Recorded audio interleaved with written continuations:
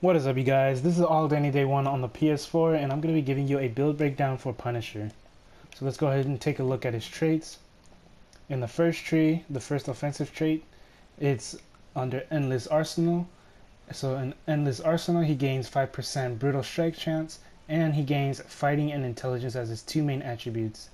Then the next tree, Pain Tolerance, in his defense trait, he gains 10% per 25% health missing of his damage resistance. So you can go up to a total of 30% damage resistance because that's 75% of your health missing. Obviously, if you go to 40% damage resistance, that means you're dead. So 30% will be the max. The defense and deflect rating multiplier are 20%, and the defense and deflect rating base is at 600.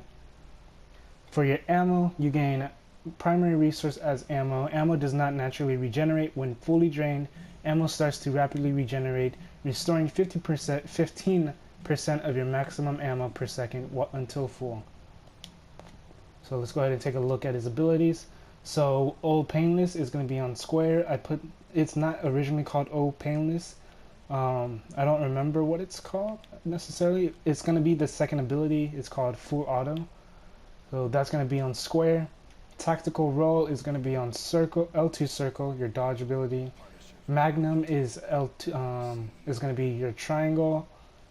Sniper shot is circle, and flamethrower is X. So if you don't want to use sniper shot, which in trials you probably shouldn't, I would go with rocket propelled grenade and replace that with a sniper shot, because I mean the AoE damage is really useful, but yeah, because in trials you can't one-shot enemies. This allows you to one-shot, but the rocket propelled grenade is an RPG and it has nice AoE damage, nice burst damage, so you're gonna want to use that in your trials. And then, so going on, pineapple grenade, I put that on L2 square. The Davy Crockett, we are signature on L2 triangle, and then flashbang on L2 X. So for his talents, I got lightweight magazine. Rapid reload automatically activates when you run out of ammo. Ammo cost reduction is 25%. So that means you don't need to have your ammo on you. Just saying. Hollow point rounds. Your bullet powers cause enemies to hemorrhage. Hemorrhage damage 2069 twice per second. Hemorrhage twice per duration. Hemorrhage duration is 3 seconds. So you're hitting 2069 twice per second. So you're doing 6 hits per second. And then you got headshot.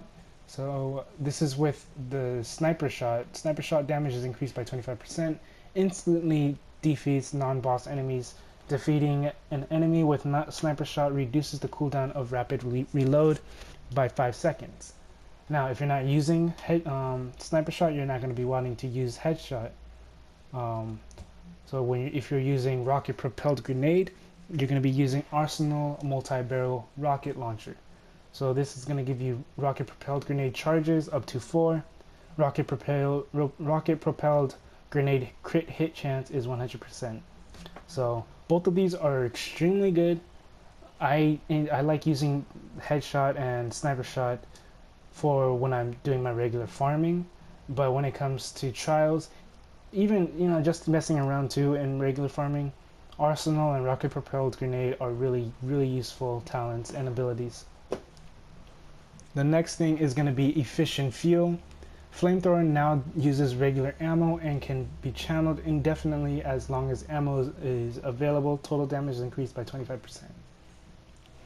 And then Arsenal handheld minigun. Full auto transforms into Old Painless. Old Painless deals increased damage, spends more ammo in reducing incoming damage while channeling. So for the synergies, I went with Black Widow, Daredevil, Deadpool, Hawkeye, Hulk, Iron Man, Jean Grey, Magic, Punisher, and Thor. So I'll probably actually end up switching Thor with Ghost Rider, and let's get Elektra to switch with Hulk for the boss damage. I believe. Or would it be Squirrel Girl? Let me see. Squirrel Girl would be a better choice. Let's put Squirrel Girl for... I'm gonna put her for Magic. Replace her with Magic. And then Star-Lord would obviously be a really good one as well for the gun damage. So I'm gonna replace Daredevil with that. So just now I had to just change all that right now because I haven't changed any of it earlier. So I'm just gonna re-say everyone now. Black Widow is the one I put.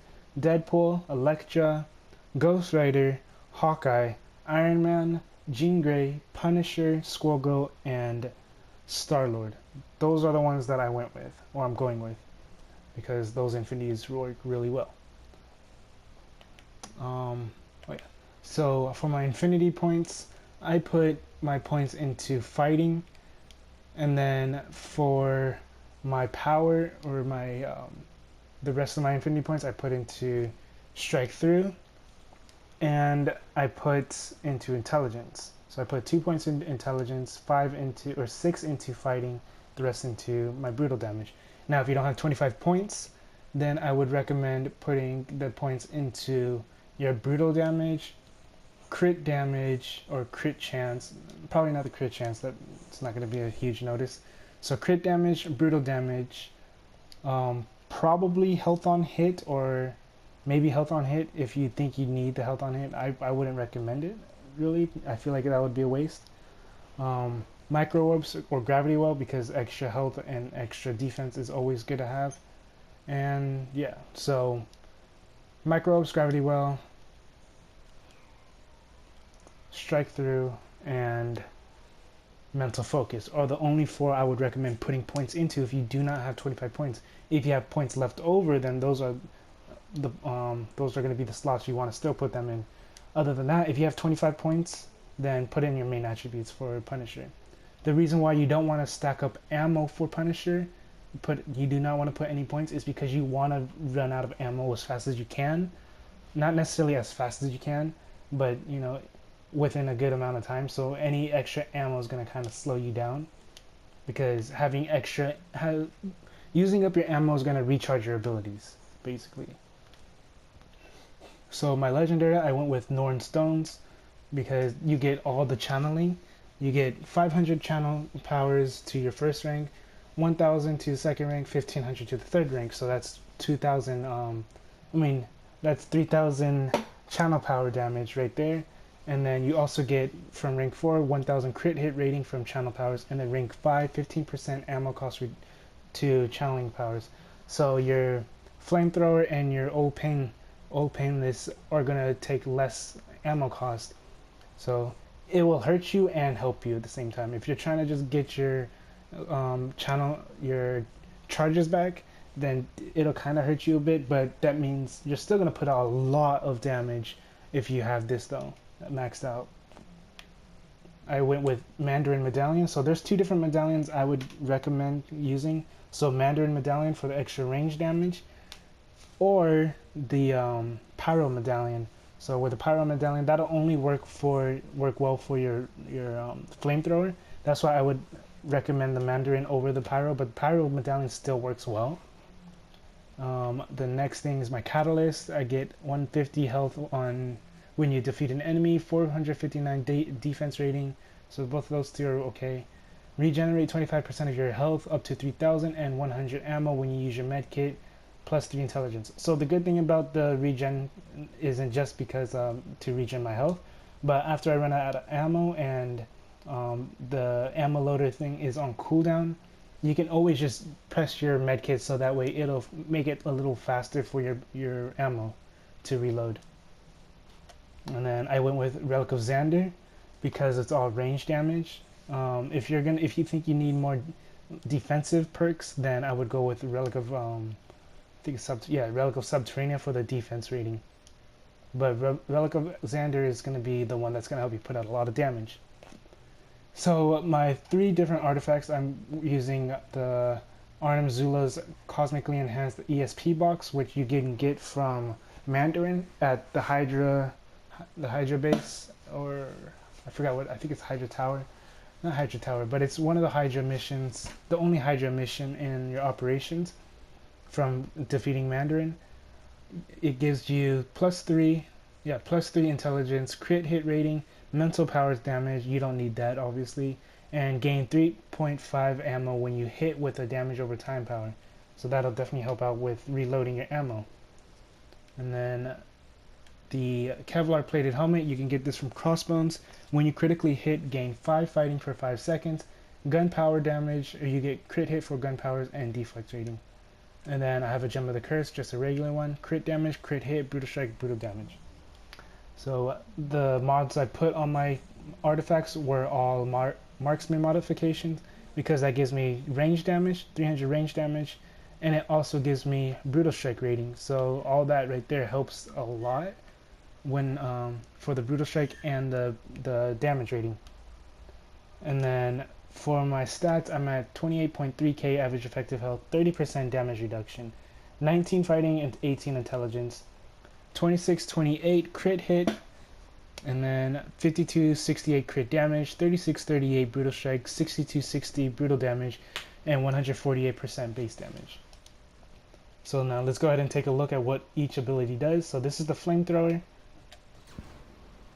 The reason why I have both of the channeling abilities is because I use my flamethrower more as an AoE ability, so it's easier to hit multiple enemies, and it also applies damage over time, so that definitely helps. And then here's O Painless. O Painless doesn't hit in a big radius. I mainly use this for single targets or elites, because this is gonna hit really hard. I only use it against elites that are obviously like crowd control immune, because I have my one-shot sniper. But yeah, I normally use my O Painless against bosses, because it's just going to do a lot more damage. And then I have Triangle. It has 6 charges, and it also has Auto Brute. I think it's Auto Brutes or Auto Crits. Yeah, so Auto Brutes. Or Auto Crits, I guess. And you can also apply damage over time because of the hemorrhage. So it's Auto Crits, not Auto Brutes. And then you have Circle, your sniper shot, which is a one-shot kill. Obviously, it's not going to work on the training dummy, I suppose, for some reason. And then you have L2 square as your grenade. You have L2X as your stuns. So L2 square does a nice AoE burst damage. And then you have stun, stuns the enemy, does nice burst damage as well. And then you can go back and use your grenade.